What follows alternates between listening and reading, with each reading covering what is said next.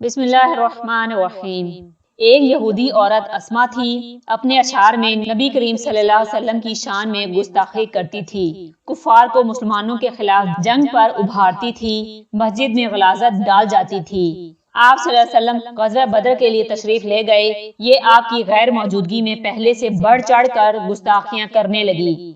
قبیلہ واقف کے ایک نابینا صحابی نے اس کے یہ اشعار سن لیے۔ ان کا نام حضرت عمیر بن عدی رضی اللہ تعالیٰ عنہ تھا۔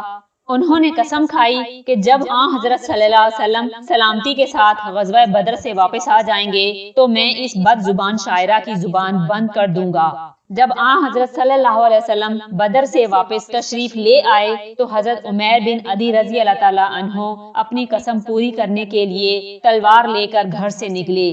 نابینا تو تھے ہی، وقت بھی رات کا تھا، دیواریں ٹٹول ٹٹول کر آگے بڑھتے رہے، آخر اس کے ٹھکانے پر پہنچ گئے۔ پہلے یہ اطمینان کر لیا کہ وہی عورت ہے، پھر تلوار سے اس کے سینے پر وار کیا، وہ آواز تک نہ نکال سکی اور مر گئی۔ حضرت عمیر بن عدی رضی اللہ تعالیٰ عنہ نے صبح مسجد میں نماز ادا کی اور حضور نبی کریم صلی اللہ علیہ وسلم کو اپنے کام کے بارے میں بتایا، پھر پوچھا مجھ سے بدلہ تو نہیں لیا جائے گا؟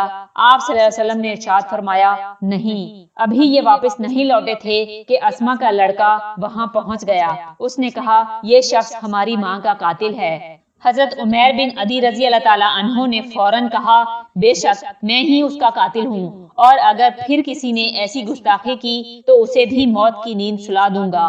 حضور نبی کریم صلی اللہ علیہ وسلم نے ان کے بارے میں ارشاد فرمایا اگر کوئی ایسے شخص کو دیکھنا چاہے جس نے اللہ اور اس کے رسول کی غائبانہ مدد کی تو وہ عمیر بن عدی کو دیکھے۔ حضرت صلی اللہ علیہ وسلم نے ان کے بارے میں یہ بھی ارشاد فرمایا انہیں نابینا نہ کہو، یہ بینا ہیں، یعنی دیکھ سکتے ہیں۔